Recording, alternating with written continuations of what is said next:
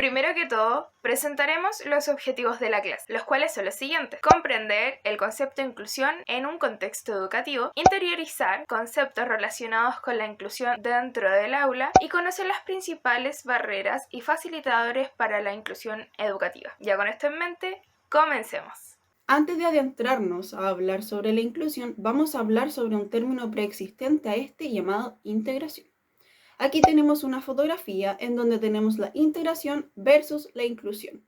¿A qué le llamamos integración? Integración consta de integrar al niño dentro de un ambiente educativo en donde éste deba adaptarse a las adversidades, pero no las adversidades a él. Por ejemplo, un niño en silla de ruedas que tenga que adaptarse a mesas que no son aptas para él dentro del aula de clases. En cambio, la inclusión tiene como propósito eliminar estas barreras para que todos los alumnos tengan las mismas oportunidades, donde el ambiente escolar tenga que adaptarse al estudiante. En este caso, tener mesas aptas para que el niño en silla de ruedas pueda desarrollarse de manera cómoda dentro del aula de clases. Habiendo aclarado un poco más la diferencia entre ambos conceptos vistos anteriormente, vamos a pasar a ver qué es la inclusión respecto a ciertos documentos que han sido escritos a lo largo de la historia y respaldan la inclusión como tal. Por ejemplo, tenemos la Declaración de los Derechos Humanos, la cual dice que todos los niños tienen derecho a una educación básica. También en la Convención de los Derechos del Niño se respalda que todos los niños tienen derecho a recibir una educación sin ningún tipo de discriminación. Tenemos la Declaración de Jomtien, que básicamente dice que todos tenemos derecho a la educación, educación para todos. Y tenemos un pequeño apartado en el año 1993 que dice que la educación debe ser igual para todas las personas, incluso las personas con discapacidad. Entonces, la inclusión, básicamente, a modo general, es derecho a la educación, derecho a todo, a poder desenvolverse en el entorno natural sin ser discriminados por ninguna razón, ya sea cultural, física, mental, étnica, etc. Mi compañera anteriormente mencionó un término llamado inclusión educativa. ¿Pero qué es la inclusión educativa? Te lo contaré. Se refiere a la participación de todos los alumnos y todas las alumnas, y tiene como tarea identificar y remover las barreras que puedan afectar de manera negativa con las condiciones personales, sobre todo de los alumnos más vulnerables, ya que Mineduc es el encargado de fomentar el desarrollo de la educación en Chile en todos sus niveles. Tiene su propio concepto acerca de la inclusión educativa, y su concepto hace referencia al modo en que las escuelas dan respuesta a la diversidad presente en sus espacios en el cual se desarrolla el sistema educacional en Chile. Entonces, la Organización de las Naciones Unidas para la Educación, la Ciencia y la Cultura, o más conocida como la UNESCO, no se quedó atrás y desarrolló su propio concepto acerca de inclusión educativa. Entonces, según la UNESCO, la inclusión educativa está relacionada con la presencia, la participación y los logros de todos los alumnos y todas las alumnas, con especial énfasis en aquellos que por alguna razón están encaminados a ser excluidos o marginados, tanto en una sociedad educativa como en una social. Mineduc en el año 2016 crea el documento Orientaciones para la construcción de comunidades educativas inclusivas, donde propone 3 principios orientadores de las acciones educativas inclusivas. El primero de ellos es presencia, luego reconocimiento y por último pertinencia, los cuales son transversales y mutuamente dependientes. Estas orientaciones se proponen con el fin de crear una propuesta concreta en cambios educativos en dirección al camino de la inclusión. Ahora veamos cada una en detalle. En primer lugar, la presencia de diversidad es la condición básica para la inclusión, favoreciendo así acciones de encuentro de heterogeneidad en las actividades curriculares y de vida escolar en general. Pero ¿cómo la podemos favorecer? Por ejemplo, teniendo una distribución heterogénea de estudiantes en el aula con diversas culturas. En segundo lugar, el reconocimiento se relaciona con la particularidad que posee cada estudiante sin caer en estereotipos. ¿Y cómo la puedo favorecer? Erradicando la identificación de estudiantes vulnerados o excluidos al momento de construir aprendizajes.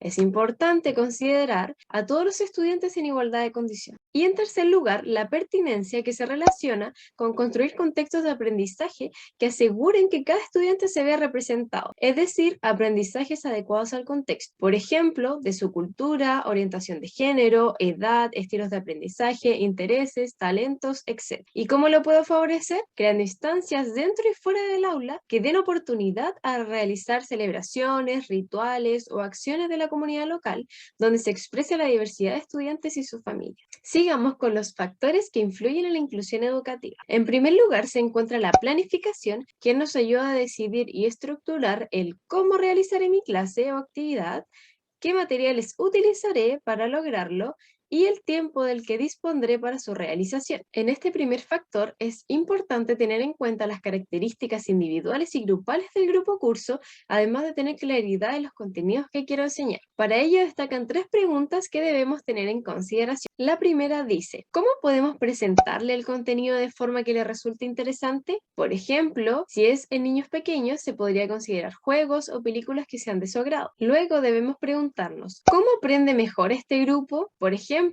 quizás no basta solo con dictar una clase oral, sino que necesita apoyos como una presentación PowerPoint, guías o material concreto. Y finalmente, ¿preferirán la explicación del profesor o actividades en clase? Este punto es de gran relevancia, ya que quizás no basta solo con una clase teórica, sino que pueden ser prácticas o mixtas. Otro de los factores que fomentan la inclusión educativa es la enseñanza. En este proceso nosotros llevamos hacia nuestros estudiantes todos aquellos que queremos que aprendan. Pueden ser habilidades, conocimientos, ideas e incluso experiencias personales para que ellos se vinculen con el aprendizaje de una mejor forma. Es sumamente importante que en este proceso nosotros conozcamos muy bien a nuestros estudiantes, ya que no basta con presentar una planificación perfecta con actividades ideales adaptadas a un diseño universal de aprendizaje o cualquier otra metodología que se use para planificar si en la práctica no somos capaces de llegar a todos los estudiantes del aula. Es por esto que se debe fomentar la participación a base de intereses y conocimientos. Reitero,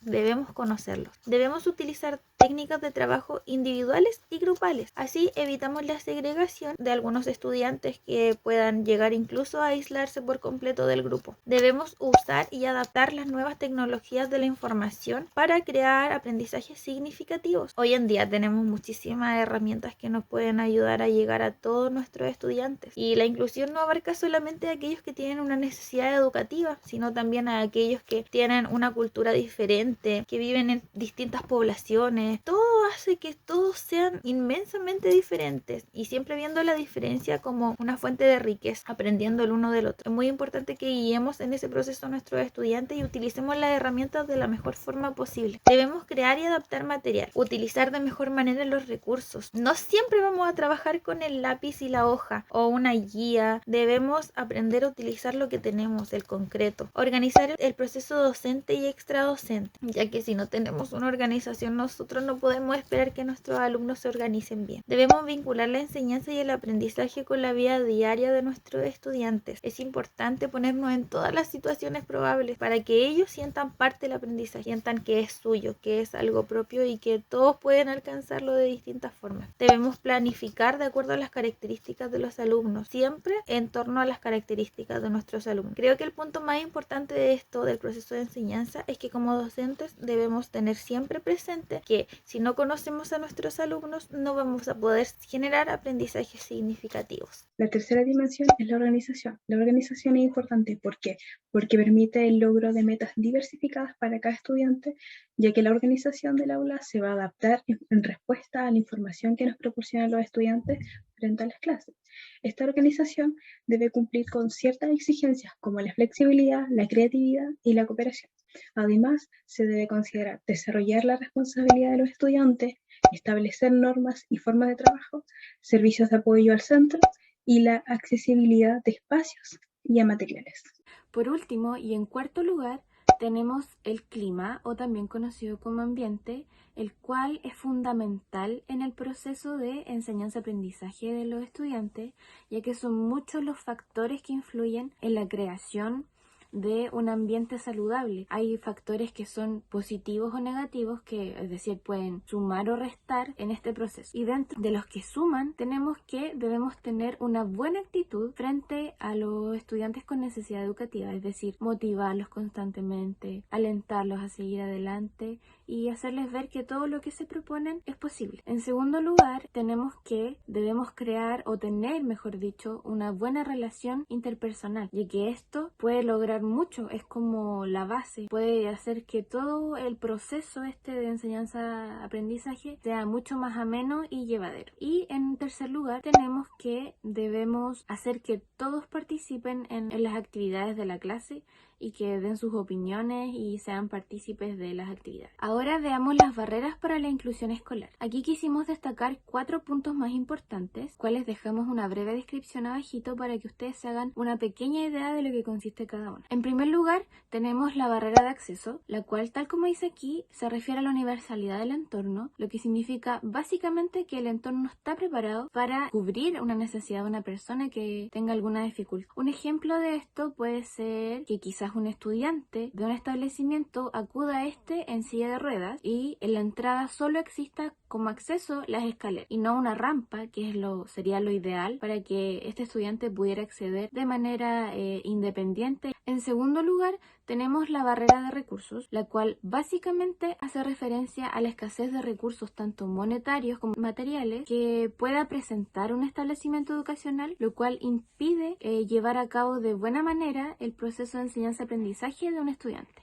En tercer lugar, tenemos la escasa preparación docente, en donde queremos destacar que quizás hay algunos docentes que hagan uso de metodologías poco convencionales hoy en día. ¿Qué significa esto? Que quizás no tengan las herramientas o las competencias necesarias para planificar una clase o una actividad en donde se incluya a cada uno de los estudiantes y se cubra cada una de sus necesidades, lo cual deja de lado o excluye a aquellos estudiantes que presenten alguna necesidad educativa. La cuarta barrera es la de las actitudes, la cual claramente hace referencia a nuestras actitudes, nuestros pensamientos, nuestras creencias, lo que decimos, cómo actuamos, y considero que debemos tener como mucho cuidado, debemos ser muy precavidos en este aspecto, ya que en cualquier momento podemos pasar a llevar a la otra persona y debemos tener siempre mucho cuidado y evitar ser discriminatorios, ¿cierto? Porque es muy fácil que cualquiera de nuestras actitudes pueda pasar a llevar a la otra persona sin darnos cuenta. Factores que favorecen la inclusión educativa. Ya a esta altura creo que todos tenemos súper claro que la inclusión educativa como concepto o como proceso es muy amplio, abarca muchísimo. Dentro de todo esto podemos encontrar algunos factores que pueden favorecer, como lo son la sana convivencia escolar. Y esto no solamente desde el punto como sana convivencia del aula, desde nuestros niños, no, esto va mucho más allá de eso y nos abarca a nosotros, a los distintos profesionales que vamos a estar dentro de un establecimiento educacional. Debemos dar el ejemplo.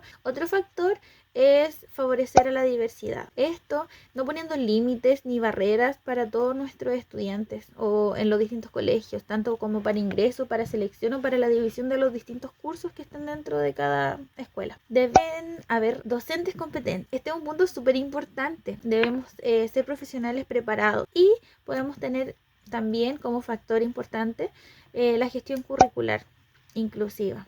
O más que inclusiva, una buena gestión curricular, ya que desde aquellos que administran los distintos centros educativos se pueden generar muchísimas instancias de inclusión, tanto de aula como de eventos que tenga el mismo colegio. Todo esto también va en pro de una búsqueda de mejoras. Creo que la inclusión educativa es algo que debemos hacer parte de nosotros y tratar de fomentarlo día a día. En primer lugar, la Ley General de Educación, la 20.370, donde se destacan en 3 principios que el derecho a la educación implica que todos tengan acceso a una educación integral, inclusiva y de equidad. La Ley 20.422, en su artículo 34, establece que el Estado debe garantizar a las personas con discapacidad el acceso a los establecimientos públicos y privados del sistema educacional regular o a los de educación especial, según corresponda, que reciban una subvención por parte del Estado.